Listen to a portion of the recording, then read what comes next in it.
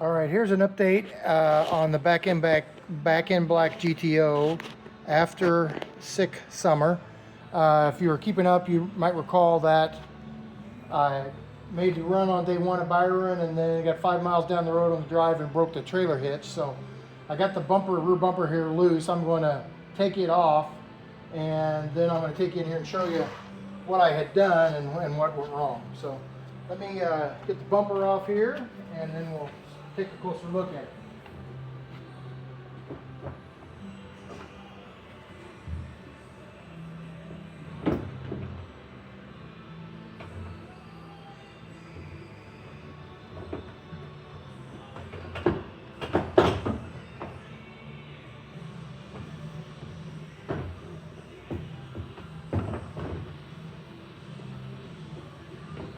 The car has all the OEM attachment points for the rear bumper, just like it would a production car, so there's no difference there. And I did cut a hole out. I cut a hole out in the bumper to clear for the trailer hitch. So that's what we're getting everything out of the way of here. So let me get the bumper set down over here to the side, and we'll take a look at what we got.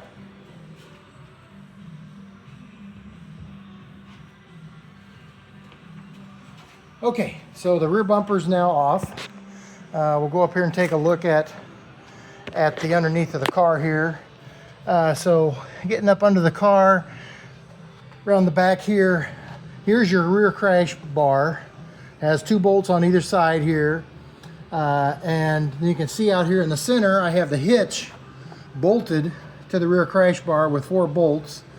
The hitch has got like a U shape that comes up underneath on the back side and up in the front, and the bolts go through.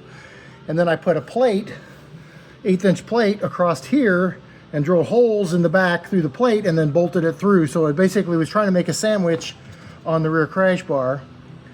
And as far as, so there's the 2 attachment points that are over here on either side. You can see the other one over there where the 2 bolts are. And then coming back to the frame, you might notice I got some more little small sections of plate welded here and over here, and those go to the frame. So let me kind of come back up here a little bit and we'll go look into the trunk. Here's the trunk of the car.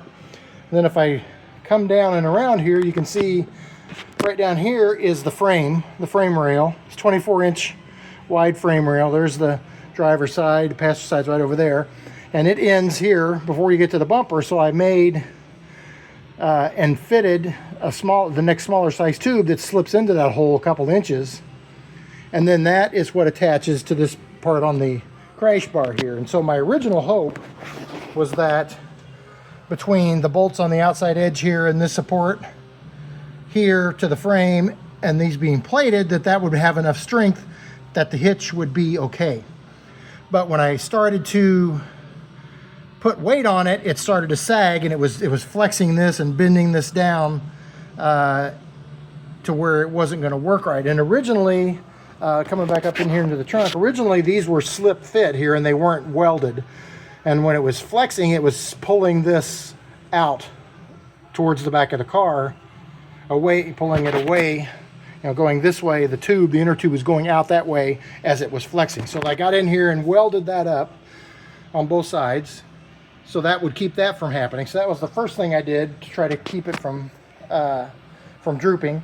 And then I'm kind of get under the car here, and I'll show you the other thing that I did. I also made a strut rod or a support rod here. It goes from, there's a tube that goes across the rear frame rails right there. So I drilled a hole and tapped it and put a 3/8 bolt in there. And then I drilled a hole in the very bottom of the hitch. You can kind of see it there, that hole in the bottom. Drilled a hole in the bottom of the hitch, and I made this strut rod with adjustable heims on it that has 3/8 bolts on either end that will provide additional support to try to keep the back of the hitch from moving back towards the front of the car. That's what was happening. It was rotating like this, and it was pushing the back of the hitch this direction. So that strut rod was intended to keep that from happening. So that's how I had it. Got on the road, got about 5 miles, and the 3/8 bolt, it was a grade 8 bolt that was holding the strut rod. It stuck down through there. There was a Nylox nut on the bottom of it. It snapped that bolt, and then it bent the metal on the hitch the plate on the back. You can't really see it real good from up here, but this plate here, this 1/8" plate that was welded straight across the back of this, now has a bend in the middle of it. Right where these bolts are, it bends in. So it bent that in, and between the two of them, the breaking of that bolt and bending that in, it allowed this to sag when there was 200 plus pounds of weight on it, and the bottom of the cargo carrier went and hit the ground and started dragging on the ground. And so that's when I had to stop, and once I saw what had happened, I realized with the way I had it built, it just wasn't going to work, and there wasn't going to be an easy way to fix it. And since I've got street drive tires on the car and my slicks, I didn't have any way to carry that and the tools and the jacks to change wheels and tires, so I knew that I was going to have to drop out. So that's kind of what happened here. Let me walk you over to the cargo carrier real quick, and we'll just take a quick peek at that, and we'll close this video out. So, all right, so here's the cargo carrier here.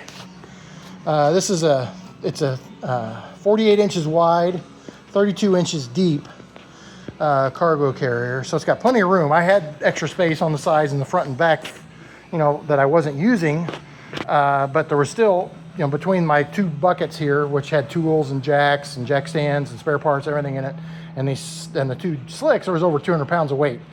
And so the first thing I did was, the original hole here up on top is where it was mounting, and you know, it's all about leverage. When you got 150 pounds, 48 inches out, it's got a lot of leverage. So I drilled a second hole here to shove this up in and slice a little bit off this, to shove this up in another 1.5 inches to take a little bit of the leverage away from it.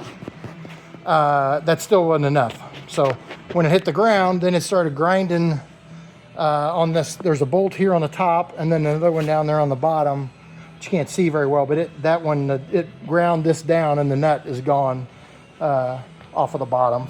It didn't drag from, you know, maybe 100, 200 yards. It drug on the road before I got stopped. So anyway, that's what happened with the cargo carrier and the rear bumper and the problem that knocked me out of 6 Summer. So I'm thinking that the going forward plan is I'm going to figure out a way to actually directly attach that to the frame, and I'm going to get probably that crash bar and stuff's going to just all go away, and I'll cut maybe some more holes or some more of the back of the car off here, and I'll replace it with actual welded stuff that welds directly to the frame there in the trunk, and have it come down and try to put the hitch in the same place, because I don't want to mess up the bumper anymore, but make it directly welded to the frame instead of bolted to stuff that's bolted to stuff that's bolted to stuff, which allows things to get bent. So, and then once I get that done, then I'm starting to look at trailers. I'm probably going to get a small trailer that I will tow behind the car.